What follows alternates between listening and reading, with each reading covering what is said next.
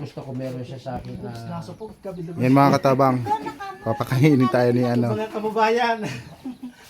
Yan, napaka-hospitable po talaga ng ating iniidolo dito po sa Matara, si Batang Mangyan. Ayan o. So unexpected po kami na pinaghandaan po kami ng ating idol na si Batang Mangyan. Ayan, Dahil mo pa yung pagbaba. Saba. Yan, may tanghali, may pananghalian na po kami. Kasama po namin ang kanyang napakagandang asawa. Hello po. Yan, so mga katabang, mga kababayan, so please naman po ano niyo po, Batang Mangyan po, isa rin pong charity vlogger. Ka-team, katabang din po yan. Katuwang po yan ni Katabang.